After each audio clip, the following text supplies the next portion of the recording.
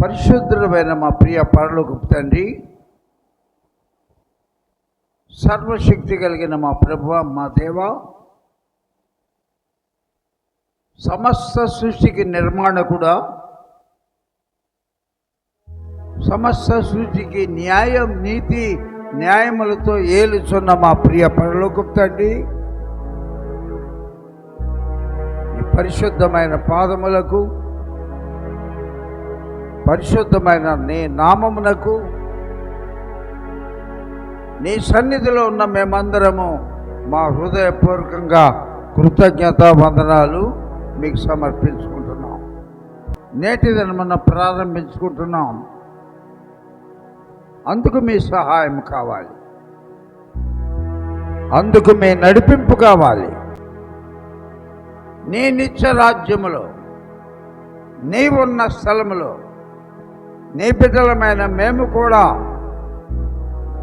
యుగాయుగములు అంతము లేని రాజ్యములు జీవించుటకు మాతో మీరు మాట్లాడమని ఈ మా మనవులన్నీ కూడా ప్రభు అయిన యేసుక్రీస్తు నామములో ప్రార్థిస్తున్నాము పరమ తండ్రి, ఆమేన్. రోమీయులకు రాసిన పత్రిక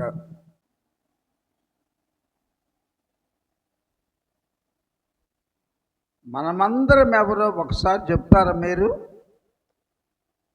దేవుని బిడ్డలు. ఇంకొక మాట క్రైస్తవులు. ఇంకొక మాట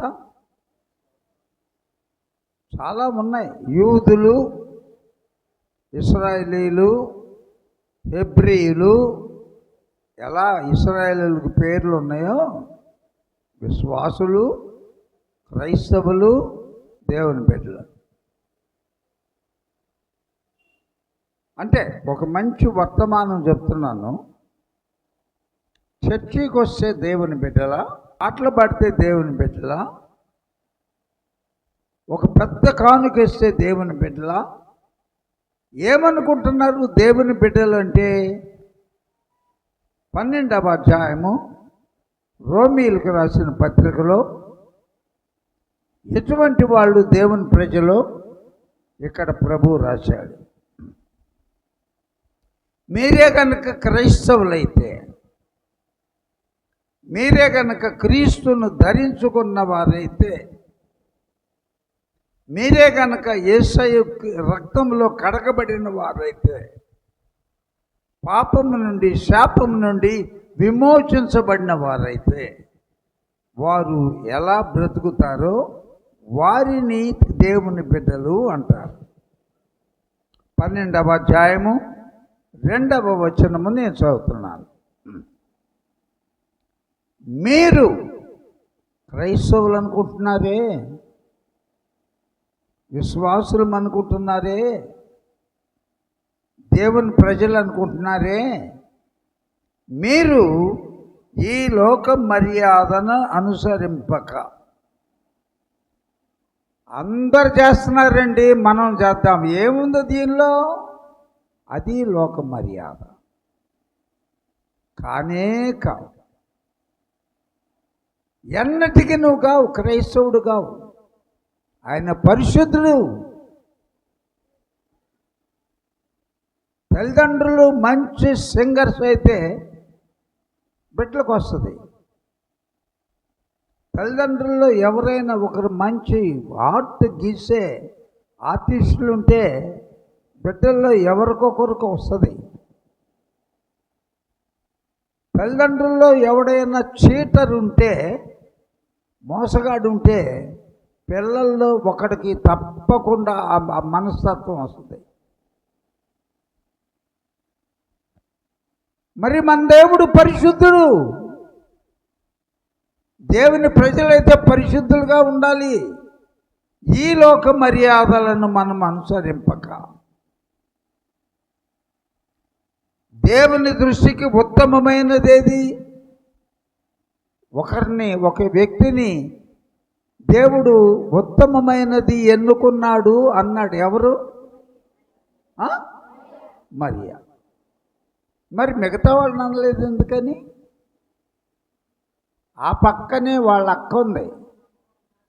ఆమె పేరు మార్త. ఓ తెగ కోస్తుంది. ఓ బంగాళాదుంపలు ఉడకబెట్టింది, చికెన్ తెచ్చింది, మటన్ లివర్ తెచ్చింది, ఓ టమాటాలు కోస్తుంది. ఇవన్నీ పనికి మాలినాయి అమ్మా. మరియా ఏం చేసింది? ఉత్తమమైన దాన్ని ఎన్నుకుంది. ఎన్నడూ అది ఆమె యొద్ద నుండి తొలగించబడదు. భూమి ఆకాశములు ఉన్నంత కాలము, ఆరాధన జరుగుతున్నంత కాలము, యేసయ్య పేరు స్తుతించబడుతున్నంత కాలము మరియమ్మ పేరు కూడా చెప్పబడుతూనే ఉంటుందంట. ఎంత ధన్యురాలు! మీరు కనుక దేవుని ప్రజలైతే మీరు ఈ లోక మర్యాదను అనుసరింపక దేవుని దృష్టికి ఏది ఉత్తమమైనది, ఏది దేవుని దృష్టికి అనుకూలమైనది,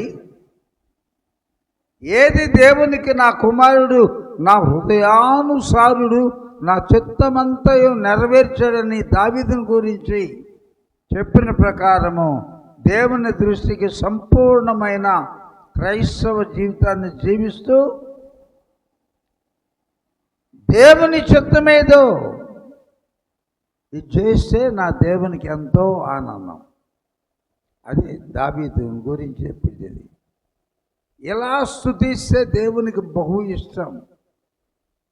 ఇలాగ ముమ్మారు ప్రార్థన చేస్తుంటే దేవునికి భలే ఇష్టం. దివారాత్రములు ఆయనను గురించి ధ్యానం చేస్తూ ఉంటే అది దేవునికి ఇష్టం.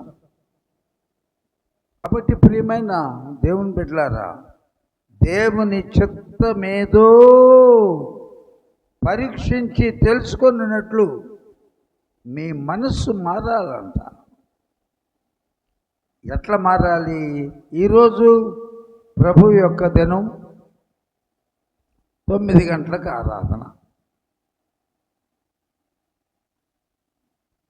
9ంటికి 9:10 అందరము మన కుటుంబాలతో మందిరానికి రావటం దేవుని యొక్క చిత్తము. అలా దేవుని చిత్తం మీద పరీక్షించి తెలుసుకోవాలంటే మొదట మన బ్రతుకులు మారాలట. మీ మనసు మారి నూతన మొగటి వలన రూపాంతరము చెందండి. రూపాంతరం అంటే ఏంటి?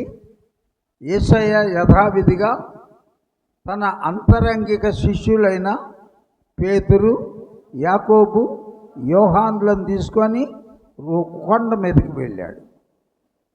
మీరు ఇక్కడ ప్రార్థిస్తూ ఉండండి అని రాయి విసిరి వేతంత దూరం అక్కడికి వెళ్ళి ప్రార్థన చేస్తున్నాడు. అకస్మాత్తుగా ప్రభు ఆకారం మారిపోయింది. రూపాంతరము. మామూలుగా తెల్లంగే, అదే జుట్టు, ఏ చాకలియు చలవ చేయలేనంత తెల్లని వైనవంట. ప్రకాశంగా బట్టలు మారిపోయినాయి. మరియు ఆయన దగ్గర ఎవరెవరు ఉన్నారు? మోషేయు, ఏలియాయు. అప్పుడు తొందరపడి పేతురు ఏమంటున్నాడు? అబ్బా ప్రభువా, అబ్బా మిమ్మల్ని చూస్తుంటే కళ్ళు చాటలేదయ్యా. మీ ముగ్గురికి 3 పర్ణశాలలు కట్టమా?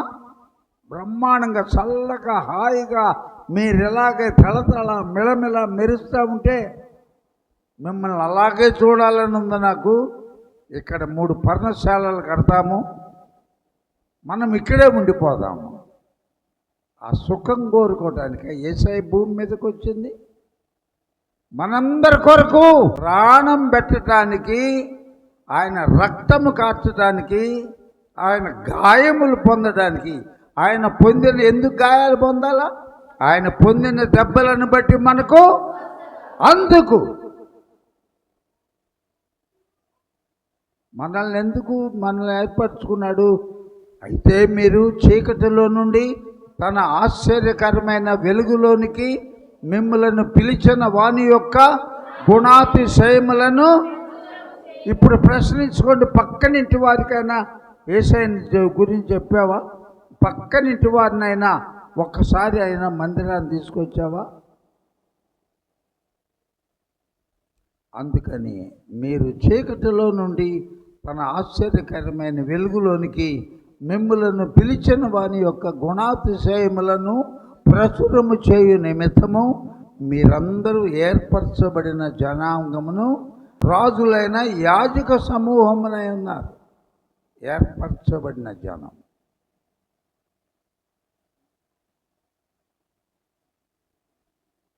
అది కంఠస్థం వచ్చింది మనకి. ఒక్క పక్కనింటోడు కూడా యేసయ్య గురించి చెప్పలా. ఒక్కసారి రండయ్యా, ఒక్కసారి చర్చికి రండయ్యా, యేసయ్య నిన్ను స్వస్థపరుస్తాడయ్యా, యేసయ్య నువ్వెంత ఘోర పాపివైనా ఆయన కరుణిస్తాడయ్యా, క్షమిస్తాడయ్యా, నీ పాపములన్నీ కడిగి వేస్తాడయ్యా, ఆయన పరలోక రాజ్యముల యొక్క మరణం ఉండకుండా బతికే కృప చూపిస్తాడయ్యా. అంతేగా సువార్త. సువార్త అంటేదే మైకు పెట్టుకొని బైబిల్ తీసుకొని రోడ్ల అమ్మడ తిరగక్కర్లా. నీ పక్క ఇంటి వారికి చెప్తే అది దేవుని యొక్క చిత్తము. అలాగే 4వ వచనం చూడండి. రోమా 12వ అధ్యాయము 4. ఒక్క శరీరములో మనకు అనేక అవయవాలు ఉన్నాయి. మనకు బాహ్యముగా ఏం కనపడతాయి? కళ్ళు కనపడతాయి, కాళ్ళు కనపడతాయి, చెవులు కనపడతాయి, ముక్కు ఉంటుంది, నోరు ఉంటుంది, చేతులు ఉంటుంది. ఇవన్నీ బాహ్యంగా ఉండేది. అంతరంగంలో లోపల మనకు కనపడకుండా ఎన్ని వందల నీవు నన్ను కలుగజేసిన విధము నేను చూడగా భయమును ఆశ్చర్యమును కలుగుతున్నాయి. అమ్మో, మనకు అదేం తెలీదు. పైన జుట్టు, ముక్కు, కళ్ళు, నుదురు, ఈ చేతులు, కాళ్ళు, ఏళ్ళు, 5 అందుకని ఒక్క శరీరంలో మనకు అనేక అవయవములుండినను ఈ అవయవములన్నిటికీ ఒకటే పని ఎలాగుండదు.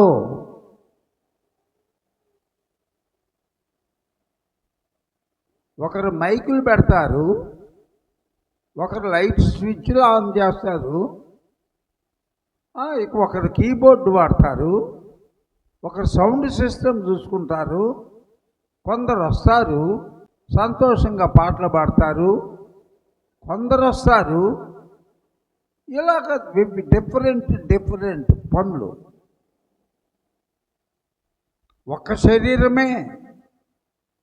అందరం కలిసి ఒకే పని చేయకుండా రకరకాల పనులు ఎలా చేస్తామో సంఘములో ఉన్న మనము కూడా సంఘ క్షేమాభివృద్ధి కొరకు క్రీస్తులో ఒక శరీరముగా ఉన్నా కానీ ఒకరినొకరము ఒక్కొక్క పని చేయటానికి దేవుడు మనల్ని ఏర్పాటు చేసుకున్నాడు.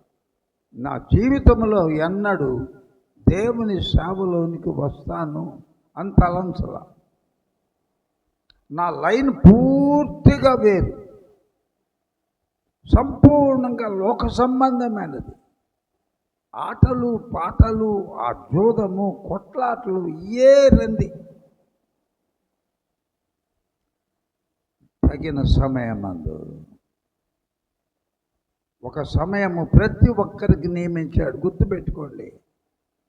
ఇప్పుడు భయపడలేదా? నీకు ఎలా భయం కలగదో దేవుడు ఒకరోజు చూపిస్తాడు. భయం అంటే ఏంటో నీకు తెలియజేస్తాడు. ఆ రోజు యేసు ఎవరో తపన పడతావు. ఈలోపు వాక్యమే కరువగును. మారు మనసు పొందుటకు ప్రతి ఒక్కరికి ఆయన అవకాశము కలిగిస్తూనే ఉన్నాడు. నయాన్ భయాన్. కాబట్టి ఒకరినొకరు ప్రత్యేకంగా అవయవములమై ఉన్నాం. కొందరు మందిరంలో శుభ్రం చేస్తారు, కొందరు ఓవర్ హెడ్ ట్యాంక్ వాటర్ పడతారు, కొందరు ప్లాంట్స్ తీసుకొచ్చి ఇక్కడ పెడతారు, ఇంకో చోట ఉన్న కీబోర్డు కొందరు తీసుకొస్తారు.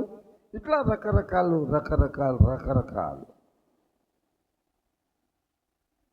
కాబట్టి ప్రియమైన దేవుని బిడ్డలారా, అలాగ దేవుని కొరకు మనం వాడబడితే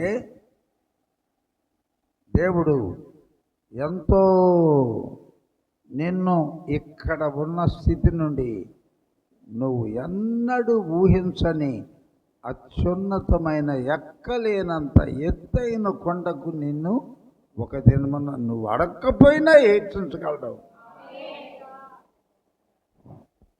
తండ్రి అయిన అబ్రహాం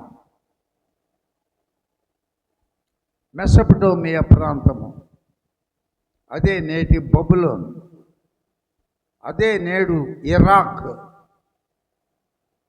అదే నెబుకద్నెజర్ మహా గొప్పగా పరిపాలించిన ఊరు.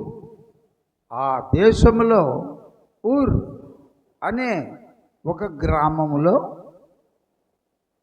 ఆ కుటుంబము అబ్రాము,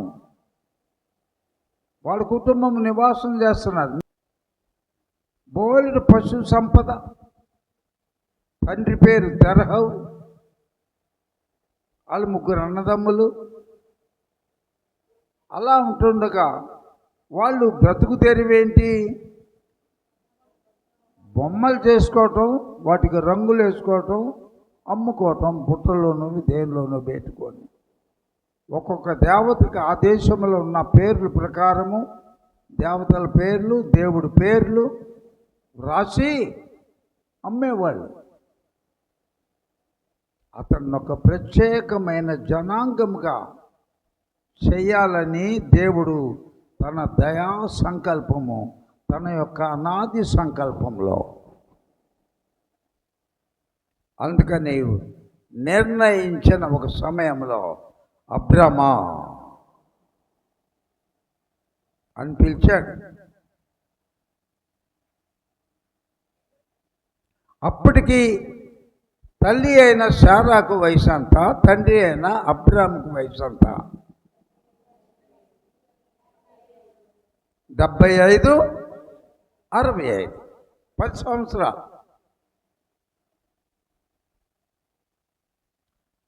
నువ్వు లేచి అంటే కూర్చున్నవాడు నిలబడమని కాదు, ఈ స్థలమును ఉన్న స్థలమును విడిచిపెట్టి లే. ఇది నిజ దేవుడినైనా నన్ను ఎరగని స్థలం. నేనెవరో ఇక్కడ తెలీదు. మీరందరూ బొమ్మలు చేసుకుంటున్నారు, ఇష్టం వచ్చినట్టు పూజ చేస్తున్నారు. నువ్వు లేచి నేను చూపించబోయే దేశానికి బయలుదేరి వెళ్ళు. అక్కడ నేను నిన్ను ఆశీర్వదిస్తా. ధైర్యంగా ఉండు. నిన్ను ఎవరు ఆశీర్వదిస్తారో వారిని నేను ఆశీర్వదిస్తా. ఎవడైనా నిన్ను దూషిస్తే వారిని నేను శపిస్తా. మార్గంలో ఎంతకాలం ప్రయాణమయ్యా? ఆహారం ఎట్లా? దాహానికి నీళ్ళు ఎట్లా? మరి ఎప్పుడు చేరుస్తావు? అప్పుడు ఒక వస్త్రాలు ఎట్లా? ఒక్క మాట కూడా అడగల. అందుకని బైబిల్లో తండ్రి అయిన అబ్రహాము గురించి ఏం చెప్పాడు? అబ్రహాము దేవుని నమ్మెను, అది ఆయనకు నీతిగా ఎంచబడెను. దేవుని స్తోత్రం. ఒక్క మాట నమ్మాడంతే దేవుణ్ణి. ఎందుకంటే వాళ్ళు తయారు చేసిన బొమ్మలు, ఏ బొమ్మలు కూడా ఇంట్లో రాత్రులు కానీ పగలు కానీ మాట్లాడినట్టు అయ్యి మాట్లాడుకుంటున్నట్టు ఏమీ తెలియదు. వెంటనే నమ్మాడు. భార్యను తీసుకున్నాడు, తన దగ్గర ఉన్న కొన్ని మందలు తీసుకున్నాడు, బయలుదేరి వెళ్ళాడు. అతని గర్భంలో వాగ్దాన పుత్రుడు 100 సంవత్సరాలకు ఇస్సాకు, 120 సంవత్సరాలకు మళ్ళా కెతూరా, ఆమెకి 5 పిల్లలు. ఈ మధ్యలో ఏదో వాక్యంలో చెప్పాను, మిద్యానీయులు ఎవరంటే కెతూరా 5 కుమారుల్లో ఒకడు. వారే మిద్యానీయులు ఇశ్రాయేలీయుల మీదకి యెహోవా దృష్టికి ఇశ్రాయేలీయులు దోషులుగా అయ్యారట. ఎందుకో చెప్పనా, మనకి కష్టాలు, మన సమస్యల బాటల, రోగాల బాటల, సమాధానం లేదు, జయ జీవితం లేదు, భార్యాభర్తల మధ్య ఏక మనసు లేదు. ఏంటి? ఎందుకు కారణం అంటే యెహోవా దృష్టికి మనము దోషులముగా బ్రతుకుతున్నాం. కాబట్టి ప్రియా దేవుని బిడ్డలారా, అబ్రహాము ఇస్సాకును కనెను, ఇస్సాకు యాకోబును కనెను, యాకోబు యబ్బోకు రేవు దగ్గర ఇశ్రాయేలుగా రూపాంతరపరిచాడు. భూమి మొత్తము కూడా ఇశ్రాయేలీలు అత్యంత దీవెనకరమైన సంతానం. అదే దేవుని స్తోత్రం. అంత జ్ఞానులు లేరు, అంత అందమైన వారు లేరు, అంత పరాక్రమ కలిగిన వారు లేరు. అనేకులు చెప్తారు, పిన్నీస్ మొదలుకొని మిస్సైల్స్ వరకు కూడా వాళ్ళు కనిపెట్టినాయి. సొలొమోను మహారాజు కొన్ని లక్షల టన్నుల బంగారము, వెండి, ఇత్తడి దేవుని పరిశుద్ధ ఆలయం కొరకు ఆయన రాశాడు. సొలొమోను, ఐశ్వర్యము గొప్పతనము కలుగును నీ వలనే, బలము కూడా నీ దానమే, సమస్తమును ఏలుచువాడము నీవే. ఇశ్రాయేలు దేవా నిరంతరము స్తోత్రాలురా, నీ ప్రభావనామమును యాగెదము ప్రభువా, నీ ప్రభావనామమును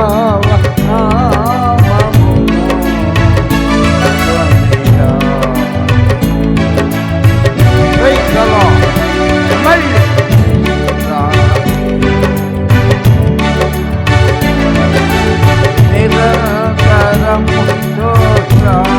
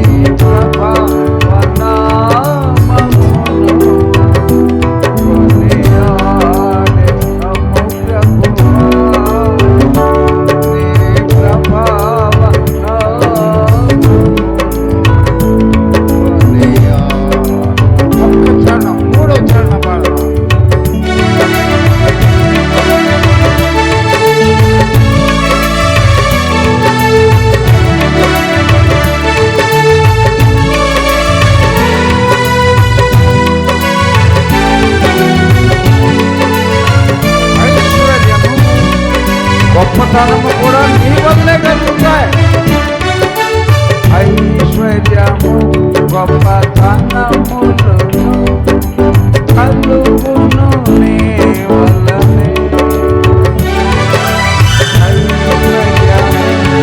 గొప్పతనములను కలుగును నీ వలనే. బలమును నీ దానమే ఏలు పాడని. బలమును నీ దానమే ఏలు పాడని. ఏలు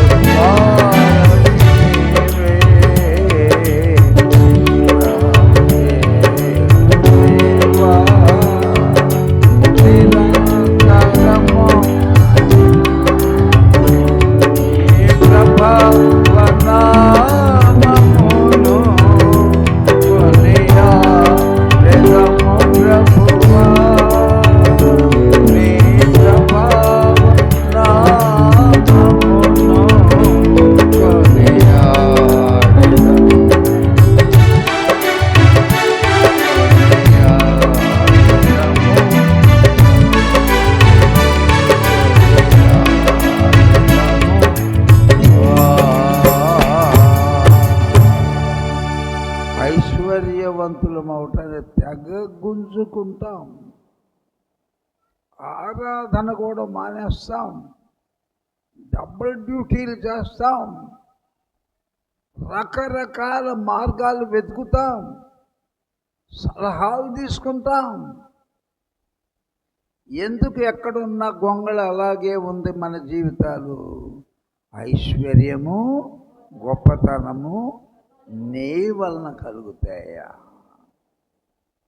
బలము క్షేమము దీర్ఘాయువు జ్ఞానము ఇవన్నీ నీ దగ్గర ఉన్నాయ్యా.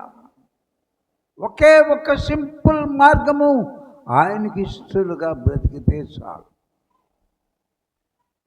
అదొక్కటే భూమి మీద చాలా అత్యంత కష్టమైన జీవితం ఏంటంటే దేవునికి ఇష్టంగా బ్రతకడం. ఐశ్వర్యం కావాలి, గొప్పతనం కావాలి, బలం కావాలి, దీర్ఘాయుషు కావాలి, అంత అన్నుకులాడతాం. అందుకే వాటన్నిటికీ కర్త అయిన ఈ దేవునికి మనము ఇష్టలముగా లేము కాబట్టి ఎక్కడున్న వారం అక్కడే. కాబట్టి ప్రియమైన దేవుని బిడ్డలారా, మరి దేవునికి ఇష్టలముగా జీవించటం అంటే ఏంటి అంటే 13వ అధ్యాయంలో 13వ వచనము చదువుదాం. దేవుని బిడ్డలం అనుకుంటున్నాం కదా మనము. క్రీస్తును బోలి నడిచిన వారే దేవుని బిడ్డలు. ఇంకా ఎవరు ఈ లోక మర్యాదను అనుసరింపక దేవుని దృష్టికి ఉత్తమమైనది, అనుకూలమైనది, సంపూర్ణమైనది దేవుని చిత్తం మీద పరీక్షించి తెలుసుకోవాలంట. రూపాంతరము బతుకులన్నీ మారిపోవాలంట. అయితే దేవుని ప్రజల మగనకైతే మనము ఇంకా విడిచిపెట్టవలసింది ఏంటి? అల్లరితో కూడిన ఆటపాటలు, మత్తు, రకరకాల మత్తులు తెప్పించే ఉన్నాయి. ఒక పెద్ద మత్తు సెల్ ఫోన్, భయంకరం. తల దగ్గరే పెట్టుకుంటాం. లేవగానే ప్రార్థన దేవుడి సంగతి తర్వాత చేసుకోవచ్చులే. మొదట తవిడి ఏమైనా మెసేజ్ ఎవరైనా పంపారా? ఏమన్నా మిస్డ్ కాల్స్ ఉన్నాయా? ఆ తర్వాత బతికి బాగుంటే టిఫిన్ తిని కాఫీ తాగి అన్ని పనులు చూసుకొని అప్పుడు ఏకాంతంగా నన్ను కనపరచువానిని నేను కనపరుస్తా, నన్ను తర్వాత చూద్దాంలే, చేసుకుందాంలే. తృణీకరించిన వారే తృణీకారం పొందుతారు. కాబట్టి మనము అల్లరితో కూడిన పాటలు కానీ మత్తు కానీ లేక కామ విలాసములైనను పోకిరి చేష్టలైనను లేక కలహమైనను కుళ్ళు మత్సరమైన లేక పగటి యందు చక్కగా తేటగా నడుచున్నట్లు ఏ టైంలో కూడా మర్యాదగానే నడుచుకుందాము. ప్రభు అయిన యేసుక్రీస్తును ధరించుకున్న వారై శరీరేచ్ఛలను నెరవేర్చుకున్నటకు శరీరం విషయమై ఆలోచన చేసుకొనకడి. నువ్వు దేవునికి ఇష్టడుగా ఇష్టరాలిగా బ్రతుకుతున్నావా? ఎంతసేపు సంపాదన ఎలాగా, స్థలాలు కొనుక్కోవటం ఎలాగా, ఇల్లు కట్టడం ఎలాగా, అమ్మాయిని యుఎస్ పంపించడం ఎట్లా? అయ్యో మా ఆయనకి ఏంటో క్యాన్సర్ అంటున్నారు, అమ్మో ఎందుకు అశాంతి ఈ లోకంలో? చిన్న ప్రార్థన చేసుకోండి. ఒక్క సూత్రము, అబ్రహాము దేవునిని నమ్మాను. ఏం విడిచిపెట్టమన్నాడో అన్ని విడిచిపెట్టాడు. ఎక్కడికి బయలుదేరిపోమన్నాడో ఎదురు ప్రశ్నించకుండా బయలుదేరిపోయాడు. అతని సంతానమే భూమి అందంతట పరాక్రము, జ్ఞానము, ధైర్య సాహసము, ఐశ్వర్యము, ఇశ్రాయేలు దగ్గర ఉన్న ఐశ్వర్యము ప్రపంచంలో ఎక్కడ లేదంట. వాళ్ళ వల్లనే బతుకుతున్నాయి కొన్ని దేశాలు. అంత తలగా దేవుడు నిన్ను చేయాలంటే, దేవుడు మన బ్రతుకులు మన బిడ్డలను ఇలాగా తలలాగా చేయాలంటే, ఎక్కలేనంత ఎత్తైన కొండకు మనలను మన సంతానాన్ని ఎక్కించాలంటే మొదట ఆయనంటే భయపడి ఆయన చిత్తమని నెరవేర్చు. ఈ లోక మర్యాదను అనుసరించొద్దు. ఆయన చేతిలో పడితే చాలా భయంకరం. జీవము కలిగిన యెహోవా చేతిలో పట్ట బహు భయంకరం. ఇహమందు పరమందు వాడికి స్థానమే లేదు. చిన్న ప్రార్థన చేసుకోండి.